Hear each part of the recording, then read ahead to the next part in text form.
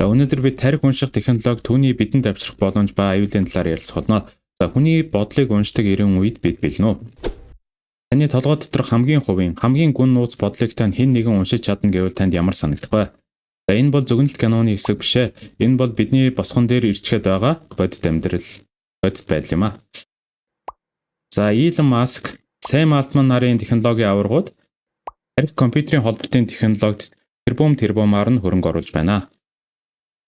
Тэгвэл энэ технологи агуу нээлт үү эсвэл аюулын эхлэл үү? Нэг талаасаа энэ бол саажилттай хүмүүст дахин ярих хөдлөх боломж олох агуу технологи. Гэвч нөгөө талаасаа энэ нь бидний оюун санааны эрхчлөөний төгсгөл байж болох юм аа. Стэнфордын их сургуулийн сүүлийн үеийн судалгаагаар нэгэн гайхалтай бөгөөд аимшигтай нээлт хийгдсэн байдаг.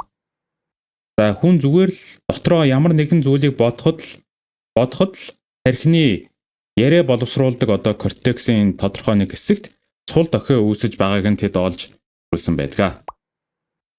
Энэхүү дохиог хиймэл оюуны тусламжтайгаар боловсруулж энэхүү сул дохиог 74% наривчлалтайгаар үг болгон орчуулж чадсан байна.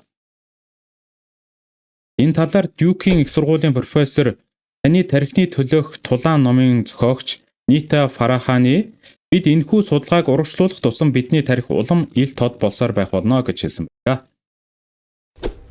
Дэлхийн нийт ChatGPT зэрэг хиймэл оюунд анхаарлаа хандуулж байх зуур технологийн аваргууд дараагийн том дайнд бэлдэж байна.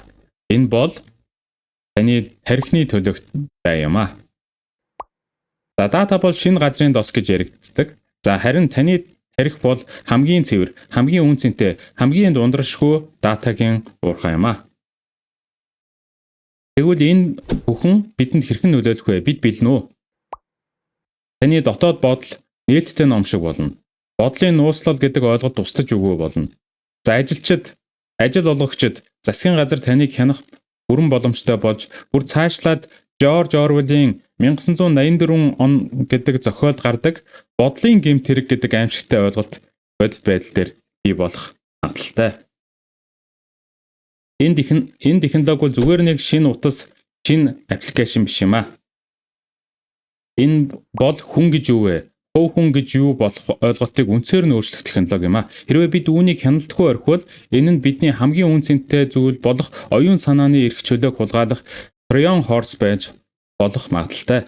Тиймээс бид өнөөдрөөс эхлэн энэ шинэ технологид ямар дүрм, ямар хамгаалт хэрэгтэй гэдгийг ярилцаж шаардаж эхлэхгүй бол нэг л өдөр сэрэхэд бидний сүүлчийн цайз нурсан байж мэднэ.